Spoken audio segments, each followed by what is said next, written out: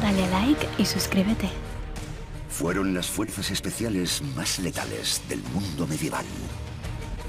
Su símbolo era la daga. Maestros en el sigilo, expertos en el camuflaje. Atacaban apareciendo de la nada. Aparecían como si fueran fantasmas. Llegaban, apuñalaban y desaparecían. El terror era su mejor arma. Era una guerra psicológica. Se trataba del impacto que tenían. Esta es la historia de cómo una pequeña comunidad se enfrentó a los líderes más temidos de su época. Era una secta pequeña, marginada y perseguida. Se convirtieron en una leyenda. La de los primeros verdaderos asesinos. A unos 150 kilómetros al norte de Jerusalén se encuentra el puerto de Tiro. En el siglo XII, Tiro alberga la fortaleza del ejército cruzado. Su líder, Conrado de Monferrato, está a punto de convertirse en el hombre más poderoso de la Tierra Santa, el rey de las cruzadas.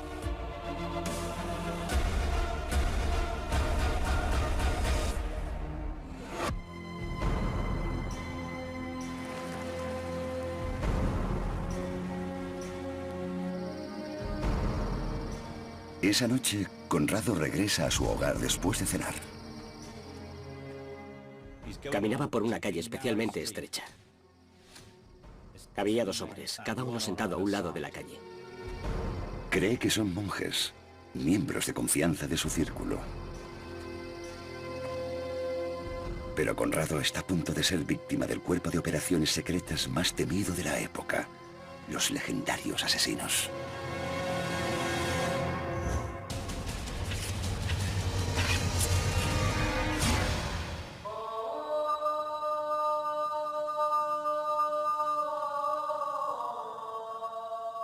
El origen de los asesinos se sitúa a cientos de kilómetros de distancia de Tierra Santa, en la Persia del siglo XI, país que ahora conocemos como Irán.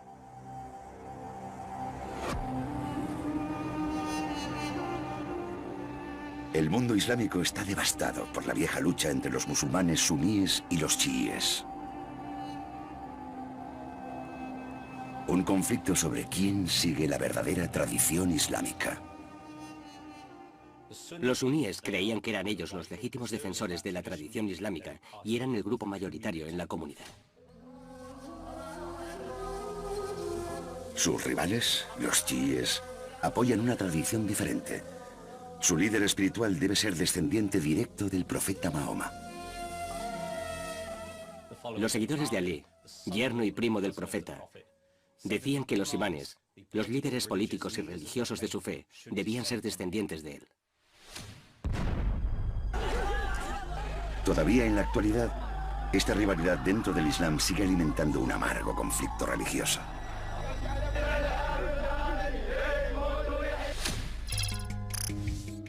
En un lugar remoto al norte de Persia, se encuentra la fortaleza de Alamut.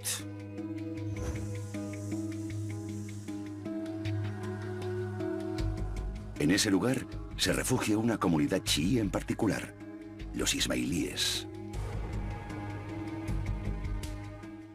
Era una pequeña secta del Islam marginada y perseguida, en una época en la que era extremadamente peligroso ser cualquiera de esas cosas.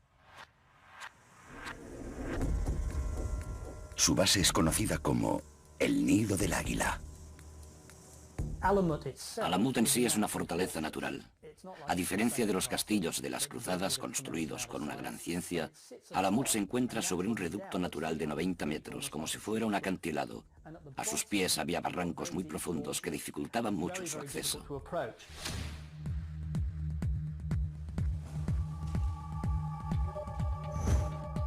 El líder de esta pequeña y remota comunidad es Hassan Sabah, un hombre carismático que exige absoluta devoción por parte de sus seguidores. Uno se pregunta si tenía una personalidad magnética, o tal vez hipnótica, para atraer a esta gente, a pesar de que les estaba pidiendo someterse a un régimen muy severo.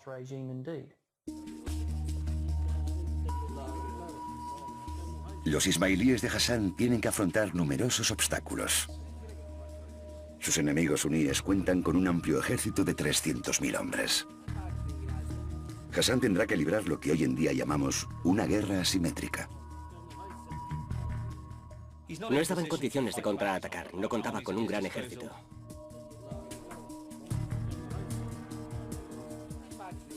Para sobrevivir, Hassan debe encontrar algo que pueda hacer, incluso con su limitado número de hombres. Finalmente, se le ocurre una solución radical. Decapitará a sus enemigos suníes, asesinando a su líder. No iban a poder vencerlos en una batalla, así que se decantaron por un objetivo mucho más específico: eliminar al propio líder.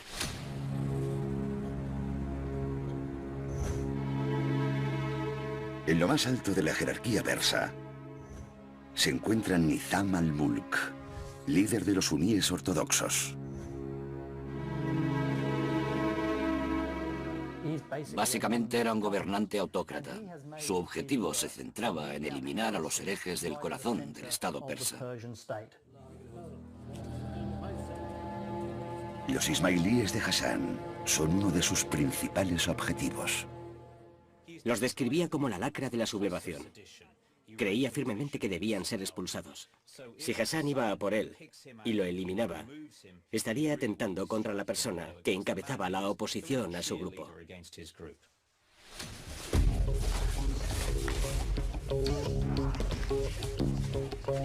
Hassan comienza a entrenar a una tropa de élite para llevar a cabo la misión. Elige a estos hombres entre sus más devotos seguidores, los fedayines. Los primeros fedayines seguramente procedían de esa zona particular de Irán. Así que eran hombres duros de montaña. Hassan comienza enseñándoles cómo luchar en las distancias cortas. Sus habilidades personales eran superiores a las de los ejércitos modernos. Los comandos de hoy en día no están tan bien entrenados para los combates individuales cuerpo a cuerpo, porque cuentan con tecnología. En la actualidad dependen de una tecnología que antes no existía. Solamente contaban con ellos mismos. Ellos eran el arma. La clave está en cómo atacar para poder eliminar a su objetivo. La primera es como un puñal. La clave del puñal es que tiene una hoja muy estrecha y fuerte, que permite un gran poder de penetración. La puñalada de un puñal te atraviesa inmediatamente. Se clava y atraviesa. Con el arma a escondidas podían sacarla, apuñalar y marcharse. El siguiente tipo es el arma cortante. La sacaban y cortaban. En un movimiento rápido, sería muy difícil incluso ver qué es lo que sucede.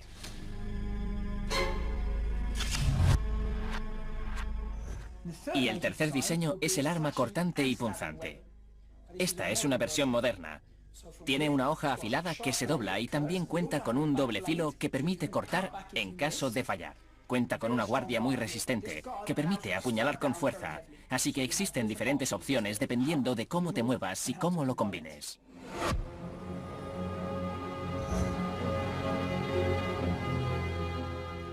El siguiente paso de los ismailíes es conocido por las fuerzas especiales de hoy en día: recabar información sobre su objetivo. Era una operación importante que requería un conocimiento interno. Un espía ismailí se infiltra en los cuarteles del líder suní, observando cada movimiento de Nizam al-Mulk. ¿Cómo era su vida cotidiana? ¿Cuál era la mejor oportunidad para atacar? ¿Había alguna rendija en su armadura?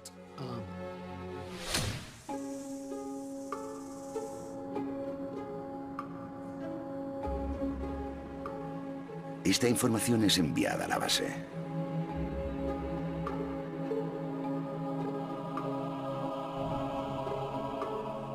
Contando con un perfil detallado de su objetivo, Hassan identifica lo que cree que es una debilidad en la seguridad de Al-Mulk. Esa debilidad es su religión. Era la única forma en la que podía acercarse a él. Así que designa a un hombre para que represente a un místico sufí, un hombre santo, un asceta. Alguien de quien jamás sospecharían que pudiese cometer un delito. Los sufíes son vistos como hombres de paz. Cualquiera de estos hombres, con su aire de santidad, era recibido calurosamente por los poderosos líderes del Estado secular, como Nizam al-Mulk. No dejaban pasar la oportunidad de ser bendecidos por estos individuos.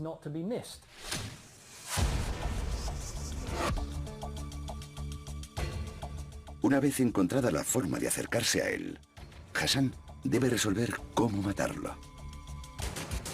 El truco es utilizar la distracción. Tenían que distraer a la persona con algo, tropezando o tirando algo al suelo para en ese momento atacar.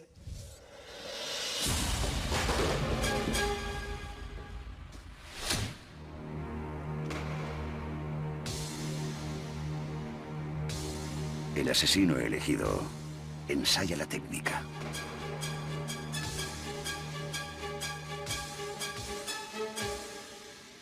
Tras meses de práctica, está preparado.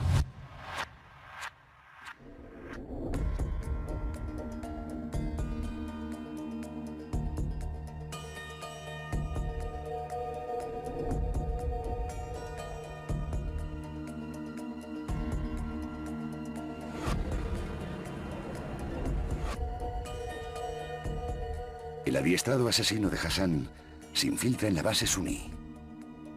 Nadie sospecharía de un hombre sagrado.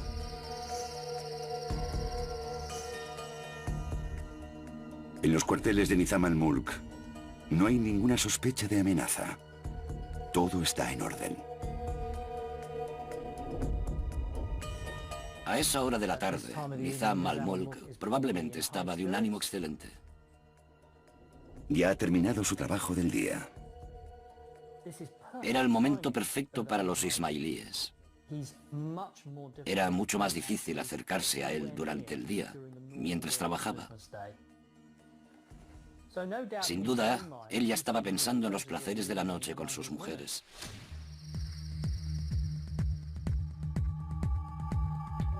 En la sombra, el asesino ismailí espera el momento para atacar.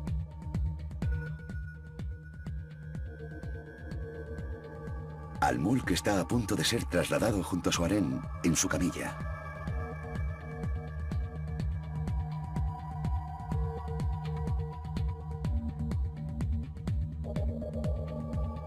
Pero entonces ve acercarse al hombre santo sufí.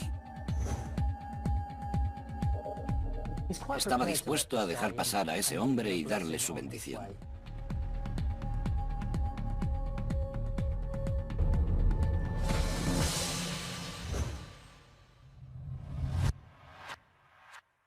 Lo apuñala. Apuñala a Nizam al-Mulk y lo mata. La distracción ha funcionado.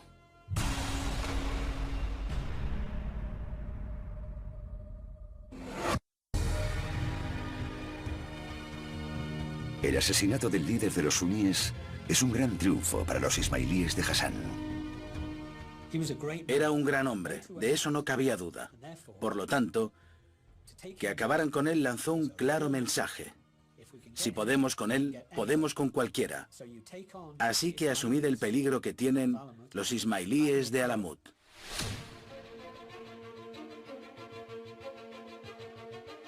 Durante los años siguientes, Hassan se aprovecha de esa ventaja. Lanza una serie de ataques terroristas que hoy en día nos resultarían familiares. Hubo unos 25 asesinatos durante este primer periodo. Entraron en una racha gloriosa o extraordinaria, en la que lograron numerosos éxitos. Estaban dispuestos a hacer cualquier cosa para ganar. La manera que tenían los asesinos de matar era absolutamente increíble. Aparecían como si fueran fantasmas, llegaban, apuñalaban y desaparecían. Y cada vez cambiaban su modus operandi. Solamente una cosa permanecía igual. Siempre utilizaban dagas. El asesinato de Al-Mulk provoca el hundimiento de su imperio suní. Han demostrado que su pequeño ejército puede enfrentarse a un enemigo superior y ganar. Fue uno de los primeros grupos que usó, de forma deliberada, pequeñas tropas de hombres altamente entrenados para los combates asimétricos.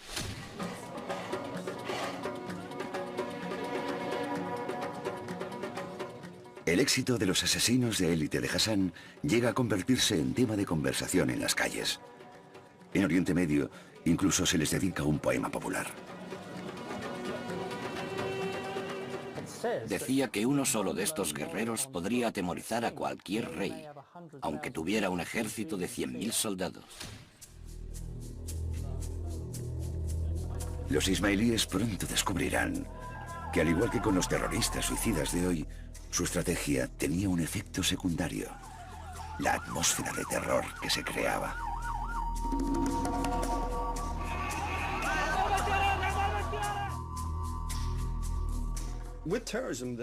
En el terrorismo, el objetivo fundamental es la guerra psicológica. No se trata de cuántas personas son asesinadas, sino del impacto que provocan. Lo que los hacía más temibles era que los hombres de Hassan no tenían miedo a morir. Los suníes se enfrentaban a un grave problema con los ismailíes, porque los hombres que enviaban aquellas misiones se entregaban a la muerte sin problema. Y eso obviamente los hacía aterradores. Lo que sucede hoy en día es muy parecido. Pero existe una diferencia fundamental. El método de los fedayines era mucho más preciso. No había daños colaterales, no se cobraban víctimas inocentes.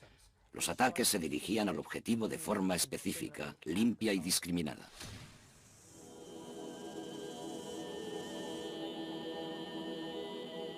La fuerza de ataque de los ismailíes tiene tanto éxito que sus enemigos suníes intentan desacreditarles.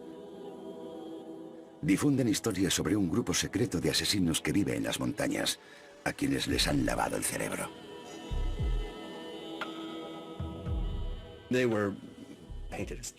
Los tachaban de locos fanáticos, desviados, que consumían drogas, del mismo modo en que se habla hoy en día de algunos grupos terroristas diciendo que son psicópatas fanáticos. El mito se vuelve cada vez más exótico. Tanto musulmanes como cristianos occidentales narran la historia de jóvenes asesinos manipulados por un líder perverso.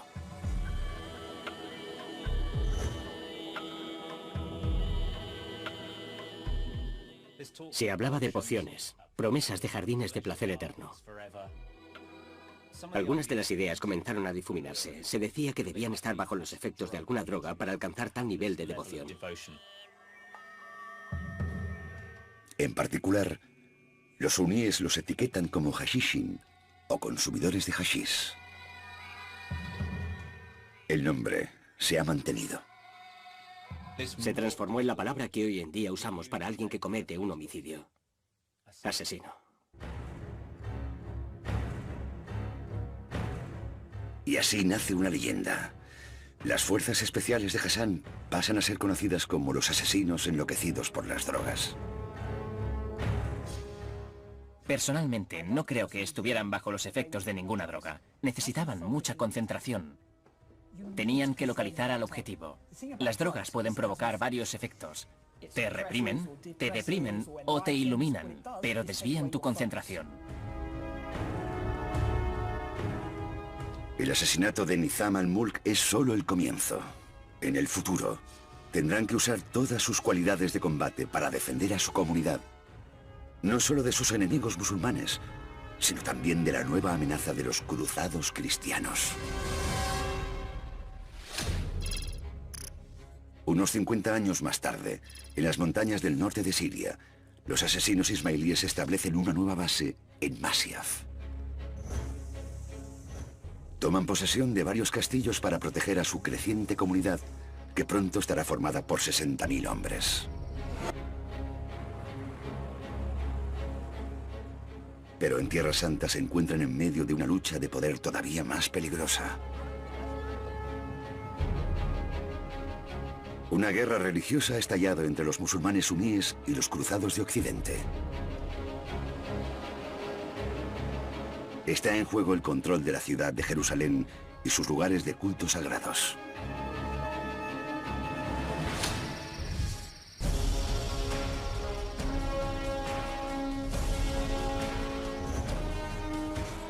El gran líder de los asesinos en Tierra Santa es Rashid al-Din Sinan, un líder carismático. Tenía una personalidad parecida a la de Hassan y Sabah, el primer gran líder. Era una persona hipnótica, con poder de atracción, erudita, altamente inteligente y muy intelectual. Pero también provocaba un sentimiento paranormal. Iba más allá de lo natural. Era un ser superior. Provocaba un gran sentimiento de obediencia y devoción. Si le decía a alguno de sus seguidores que matase a alguien, este obedecía inmediatamente sus órdenes.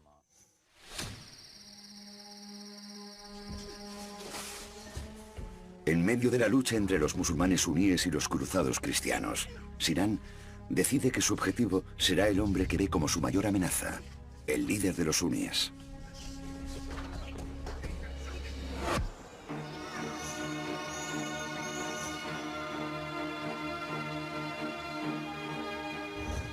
Saladino el Grande es el mejor guerrero de su época. Ha conseguido una serie de victorias contra los cruzados. Quería reunir a Oriente Próximo, Egipto, Siria y el norte de Irak, bajo su mandato. También es el fanático líder de los suníes. Era increíblemente ortodoxo y crucificaba a aquellos que consideraba heterodoxos o heréticos. Saladino es una amenaza mortal para los asesinos ismailíes. Por eso ocupa el primer lugar de su lista negra.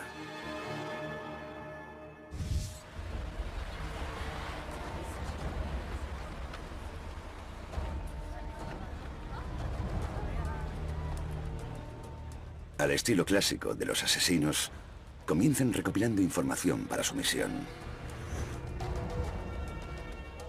Las bulliciosas ciudades de Siria constituyen una fuente idónea de información. Lo primero que hicieron fue enviar a gente con la misión de reclutar a gente local y construir una red. Esta red enviaría información sobre todo lo que allí estaba sucediendo. Reclutan a agentes para que les proporcionen información local. Había un flujo constante de mercaderes y sabemos que la penetración ismailí en la clase mercantil fue muy fuerte. Sinan contaba con un servicio de inteligencia a nivel popular. Su verdadera habilidad fue saber aprovecharlo muy bien. Se habla de que usaba palomas mensajeras como medio de comunicación, pero creo que lo más importante era que, en su propia mente, estaba creando un mapa de los diversos puntos de presión y las maniobras de poder que estaban sucediendo en Siria.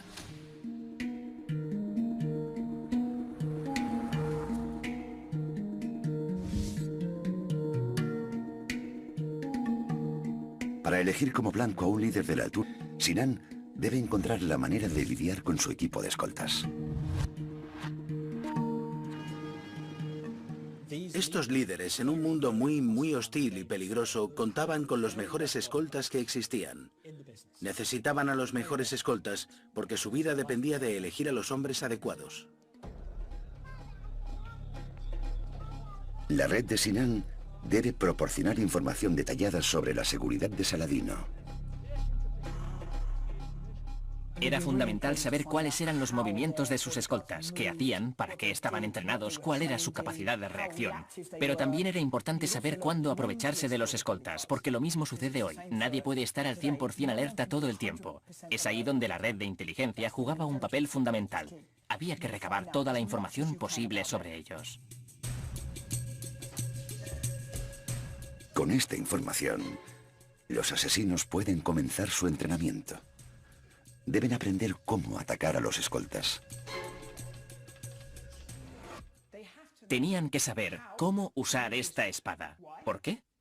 Por una sencilla razón. Si quieres vencer a tu oponente, no se trata solo de lo que tú hagas, tienes que entender a tu rival. Si ellos desenvainaban la espada, ¿cómo les iban a derrotar? Podían utilizar el cuchillo para matar a un centinela armado. Cuando iba a desenvainar, lo esquivaban y luego lo atacaban.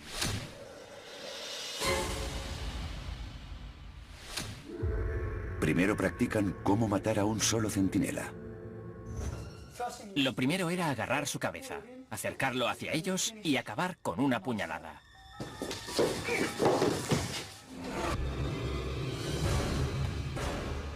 Después, cómo atacar a dos escoltas. El arma estaba escondida y caminaban tranquila y sosegadamente. Sacaban el arma, apuñalaban a los dos y daban una última puñalada para rematarlos.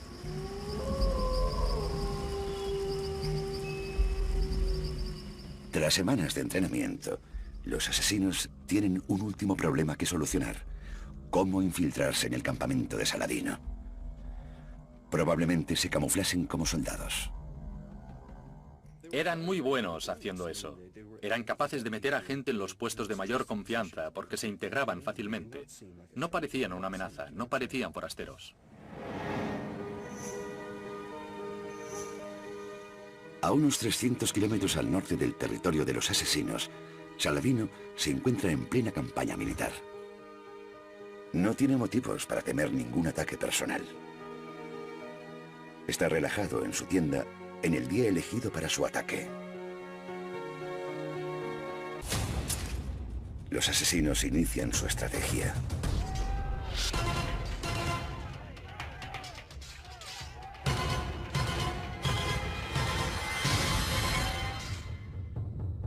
Pero los escoltas resultan ser demasiado fuertes.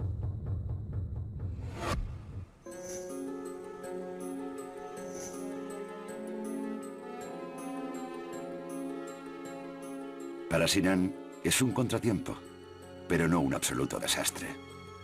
Al menos ha mostrado a su enemigo que va a por él. Esto le concede ventaja en la guerra psicológica contra Saladino. La primera señal de ello es que el gran líder suní comienza a llevar armadura las 24 horas del día. Saladino sabe que los asesinos nunca se rinden.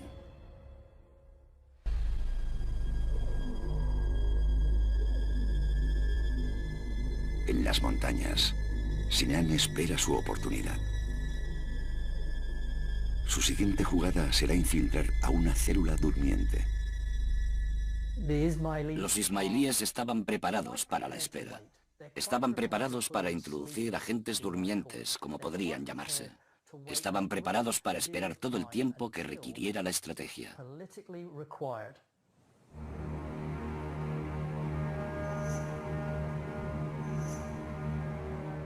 Dos años más tarde, Saladino se encuentra de nuevo en una campaña militar al norte de Siria. No es consciente de que los asesinos han infiltrado a uno de sus agentes en su propia escolta.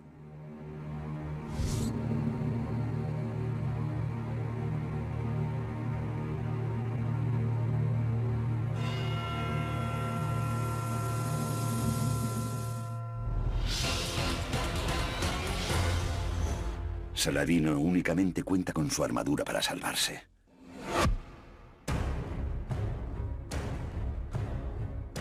El gran líder no puede seguir tolerando esta amenaza. Decide atacar a los asesinos.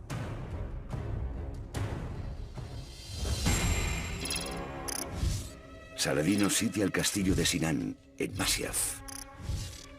Está decidido a eliminar a los asesinos de una vez por todas.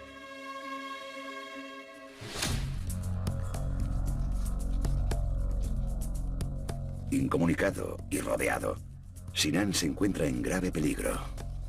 Incluso asesinando a Saladino, los ismailíes no estarán a salvo. Es necesario conseguir que el líder suní retire a su ejército. Sinan debe idear un plan totalmente diferente. Sinan se dio cuenta de algo. A esas alturas consideró que sería más eficaz entablar una pequeña comunicación con el sultán.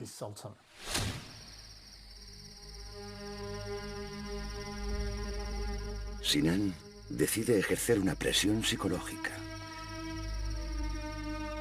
La leyenda cuenta que el mismo Sinan entró sigilosamente en el campamento de Saladino y le dejó una nota con la tarjeta de visita de los asesinos. Una daga.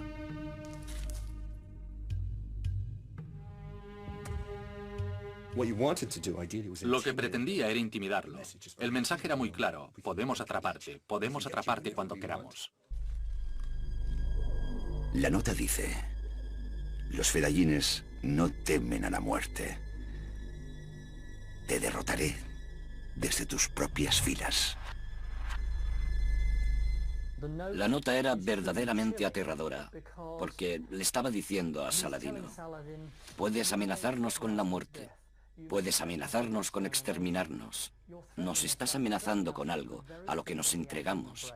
Nos estás amenazando con algo que no nos provoca en absoluto ningún miedo.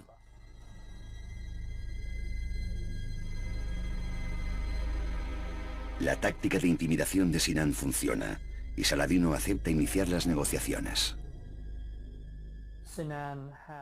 Sinan había causado mella psicológica en Saladino.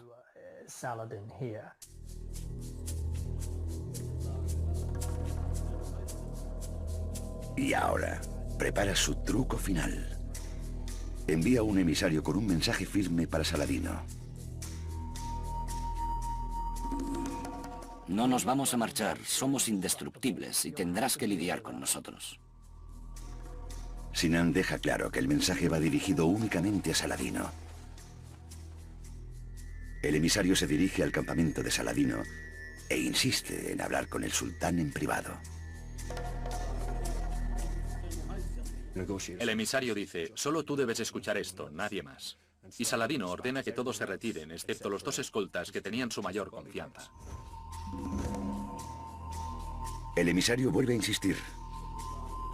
Le dice: no, el mensaje es para ti. ¿Por qué permites que estos dos hombres se queden?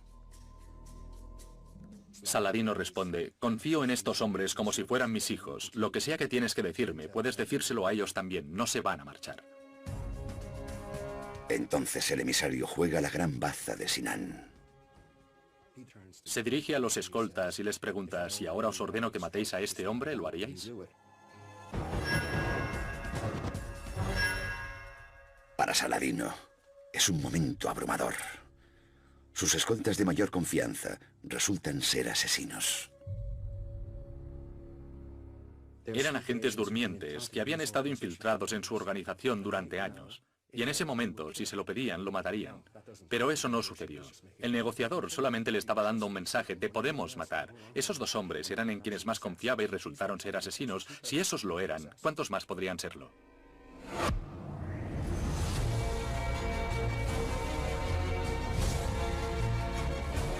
La guerra psicológica funciona. Saladino levanta el cerco y los asesinos de Sinan vuelven a estar a salvo. Pero su triunfo durará poco. Todavía deben enfrentarse a otro gran ejército en Oriente Medio, los cruzados cristianos.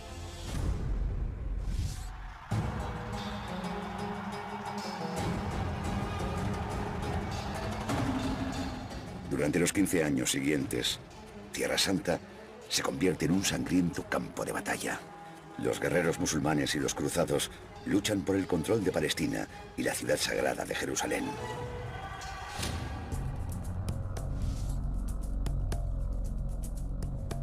Finalmente, Saladino y su ejército suní conquistan Jerusalén. A unos 160 kilómetros al norte, los cruzados todavía ocupan el puerto de Tiro. Es aquí donde surge una nueva amenaza para los asesinos.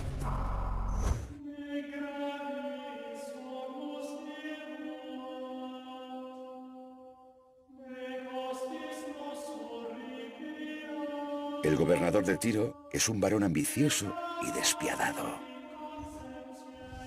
Conrado de Montferrato. Formaba parte de una dinastía de cruzados. Estaba ahí de por vida y su intención era expandir sus tierras. Constituía un verdadero problema. Conrado tenía todo el potencial para convertirse para los cristianos en lo que Saladino se había convertido para los musulmanes. Era una figura poderosa, dinámica, alguien a quien debía tenerse en cuenta. Y Conrado ya ha convertido en enemigos a los asesinos. Hay una historia que cuenta que Conrado confiscó los bienes que transportaba un barco de asesinos que llegaba al puerto de Tiro y ordenó apresar a su tripulación. Sinan le dijo: devuélveme las cosas y suelta a los prisioneros. Y Conrado dijo 2 veces no. Decirle que no a Sinan era algo bastante peligroso. Significaba entrar en su lista negra.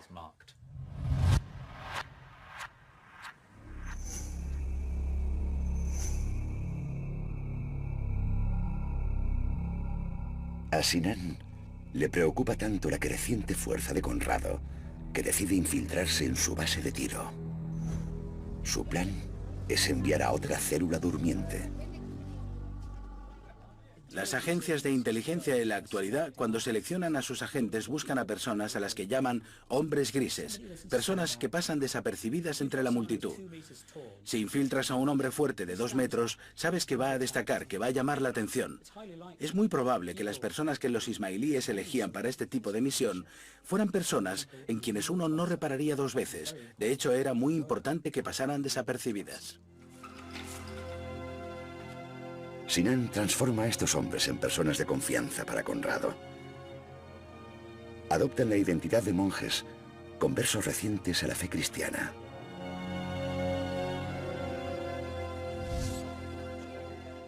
Tras siglos de persecución, los asesinos saben cómo vivir encubiertos en territorio enemigo.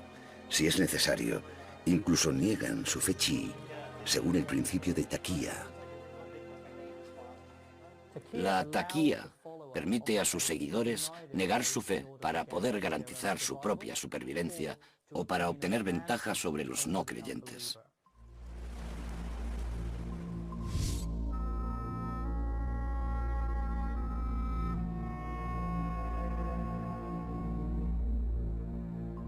Los asesinos deben jugar su papel con mucho cuidado para no levantar sospechas.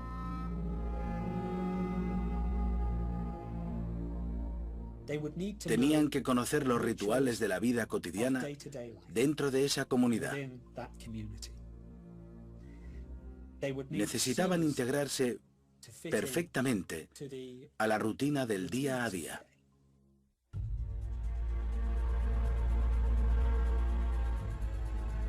Es una operación de alto riesgo. Un error y los hombres de Sinan pueden acabar en la cámara de torturas. Finalmente, se ganan la confianza de Conrado.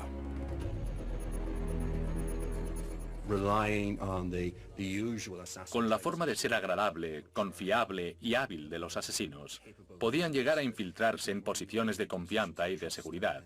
Y eso fue exactamente lo que consiguieron.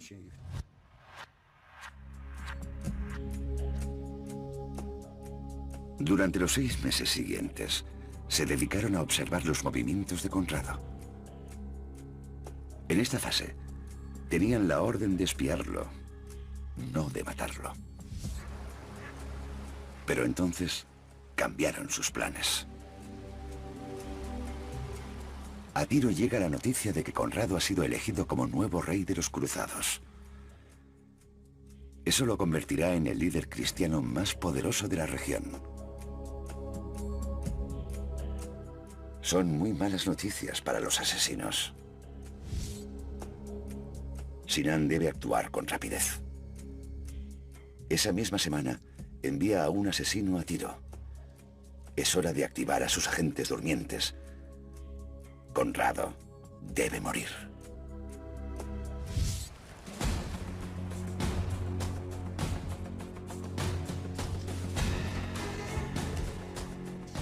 En secreto, los 2 asesinos comienzan a entrenarse para la misión.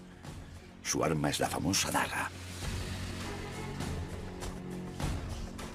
Pero saben que solamente contarán con una oportunidad. Si vas a matar a un oponente, debes asegurarte de que esté muerto. Necesitas confirmar su muerte. En la actualidad, si disparas a alguien, después le disparas en la cabeza para asegurarte de que está totalmente muerto. Con la daga, lo que hacían para asegurarse era atacar en más de una zona.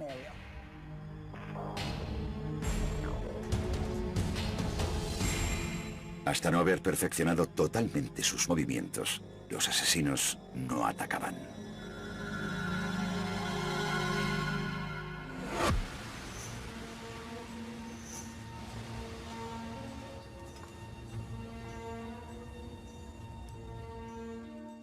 Conrado, el futuro rey de Jerusalén, espera para salir a cenar.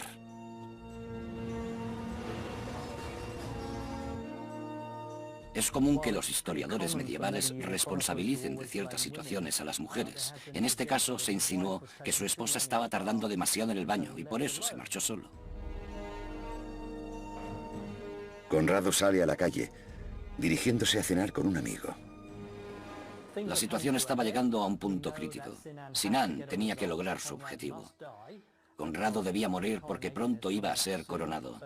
Así que la célula durmiente en este punto decide arriesgarse.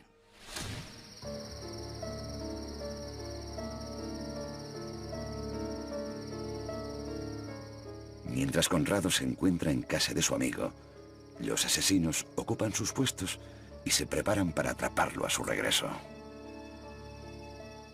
Los últimos momentos serían clave. Debían comprobar que todo estaba listo y que todo funcionaba correctamente. Por ejemplo, las túnicas. Tenían que asegurarse de que podían sacar la daga inmediatamente.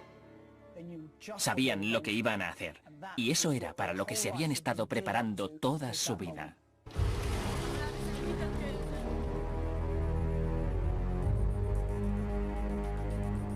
Al terminar la cena, Conrado camina de regreso a su casa. Hay que tener en cuenta que a este hombre no le preocupaba ninguna amenaza inmediata. Caminaba por una calle especialmente estrecha y había dos hombres, cada uno sentado a un lado. Cuando él vio a estas dos figuras a ambos lados de la calle, figuras con las que probablemente estaba familiarizado, seguramente bajó la guardia. Y entonces atacan.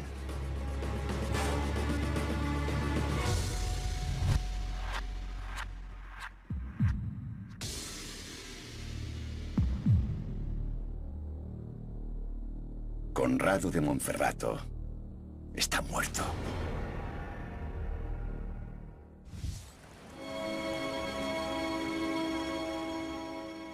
La muerte de Conrado de Monferrato representa el asesinato más famoso llevado a cabo por este grupo en la época de las cruzadas. Por lo tanto, tuvo un gran impacto. Fue una historia que llegó hasta Europa y también hasta Oriente Próximo.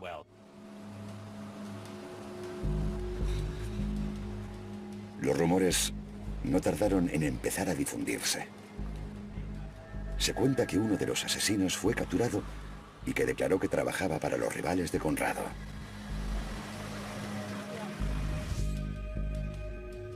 Algunos señalan con el dedo al adalid de los cruzados, Ricardo Corazón de León. Otros dicen que fue Saladino. Su muerte resultó muy oportuna. Mucha gente salió beneficiada. Pero no podemos saber con exactitud quién instigó su muerte, quién dio la orden.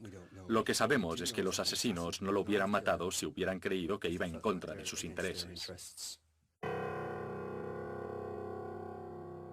Sinan no le cuenta a nadie la verdadera historia. Eso no hace más que realzar el mito de los asesinos. El asesinato de Conrado de Monferrato es su mayor triunfo. Un año después, Sinan será asesinado.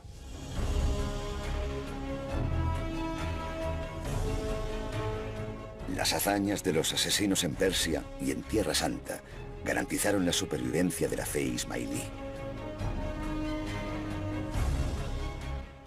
Fue una comunidad y una creencia que sobrevivió durante casi 2 siglos contra todo pronóstico.